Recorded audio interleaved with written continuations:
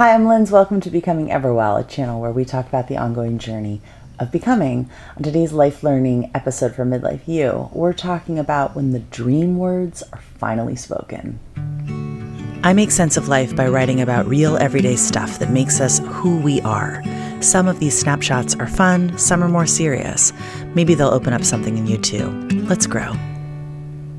Last Friday night, I set myself up fireside with my laptop for what would be a late night of editing, trying to meet my Saturday morning deadline for that week's essay. But then my 14-year-old daughter got comfy next to me on the couch, and I sensed her desire to talk. Within 10 minutes, I recognized that this conversation mattered more than my self-imposed deadline. So I closed my computer, quietly decided that I'd publish on Sunday instead, and settled in as mom. You see, she's beginning high school soon, and the course selection process is underway. Her approaching new life stage is sinking in, and admittedly, having just attended my first parents' night at her future high school and wandering the hallways alongside other parents with vaguely discernible "how do I have a kid going to high school" expressions on their faces, the upcoming transition is feeling big for me too. Luckily, my daughter's self-motivation and self-awareness seem to be guiding this ship. But I'm also grateful that she wants my input as she's making decisions about how she wants to embrace this next chapter. Because for her, yes, the transition to high school is significant, but there's another change percolating within her. I've written before about her voice in pieces called "The Voice I Don't Have," "The Joy," and "The Dream," which you can find them all here on YouTube or on my Substack. My appreciation for her singing voice began in toddlerhood. I'm for sure biased, but the kid's got talent. Also, I inadvertently tiger mommed the vocal performer right out of her by pushing her to pursue singing with too much gusto. I learned the hard way that I cannot want a dream for my child, because essentially about a year ago she shut me down entirely, proclaiming that dance was her thing, not singing. She expressed wanting to enjoy singing privately at home, and that's it. She implored me to let it go. "Don't ruin singing for me, Mom." And I have. Well, the big screen arrival of Wicked a few months back changed her tune. Although her vocals have always been the soundtrack of our home, a reality that drives her brothers bananas, her voice of late has gotten louder. Broadway tunes and Gracie Abrams ballads that had only been belted and swooned from behind closed doors were now being sung out in hallways and shared spaces of our home.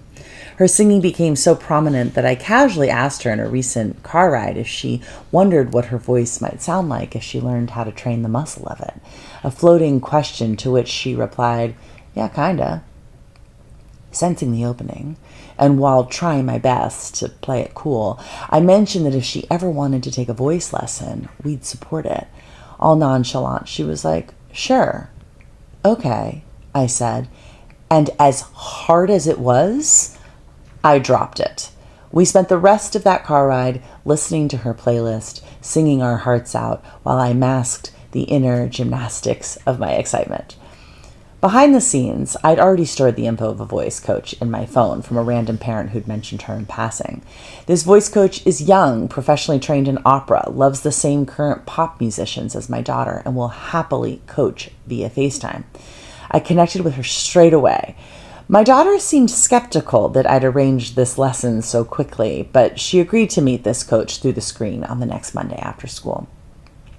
I forced myself to not interfere with their lesson, only lingering outside her bedroom to eavesdrop on their intros and warm-up, and then I let them be, I swear. Eventually, after the lesson, my daughter descended into the kitchen where I was. Channeling my best casual, cool vibe, I asked how it went. She broke into a glowy, easy, full-on smile and said that she loved it. And now, a mere 4 lessons in, she's officially singing. She's learning a ton about vocal mechanics and breathing and her range. She's blooming quite voraciously. Her brothers are more annoyed than ever, but I'm elated that she's finally embracing this thing of hers. And between us, every part of me has to resist gloating. I told you so. I'm no parenting expert, but I just know that inserting myself would tarnish her self-discovery.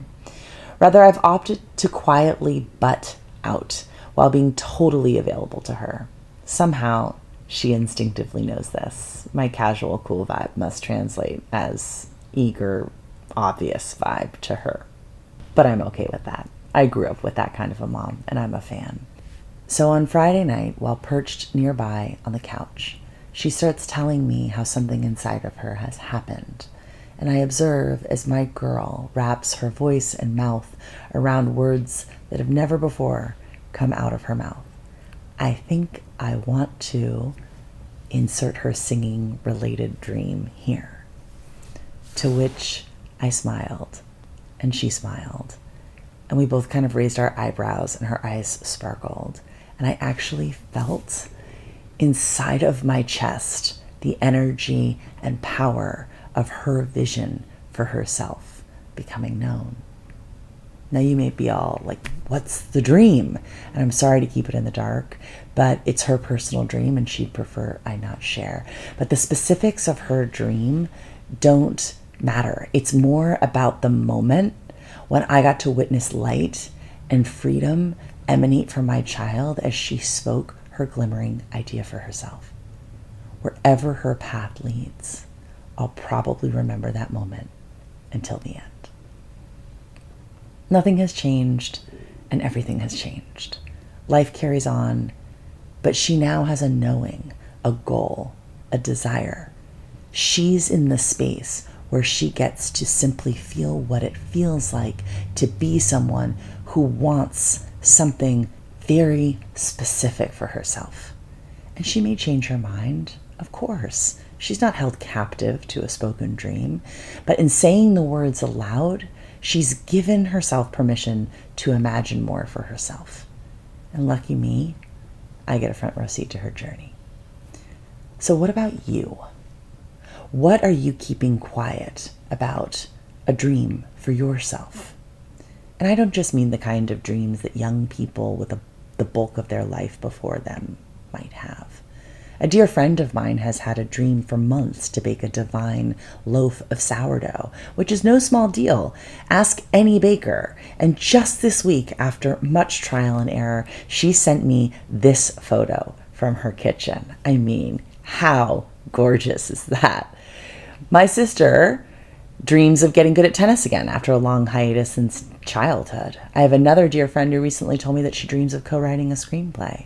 And my husband dreams of building a combustion engine. I say, yes, yes, yes. What dream, big or small, are you needing to say aloud for the sake of your growth and engagement in this life? I encourage you to wrap your voice around the words and say the thing out loud, even if only to the encased air of your bathroom, and feel how it feels. Give yourself that glimmering gift. And perhaps the small, brave act of voicing your dream will create an opening that you've been waiting for, an opening that you're ready to step into. Let's grow. I'm Lindsay Hurdy. You can learn all about what I do and my offerings on my website, lindsayhurdy.com. And please follow my writing. I publish every week, and I would love to connect with you on my Substack, lindsayhurdy.substack.com. That's my favorite place to connect. I'm grateful that you're here today, and always if you're a regular follower, and welcome if you're a new follower. Until next time. Be sure to like and subscribe and click that bell to get alerts for new posts. I'd be ever grateful.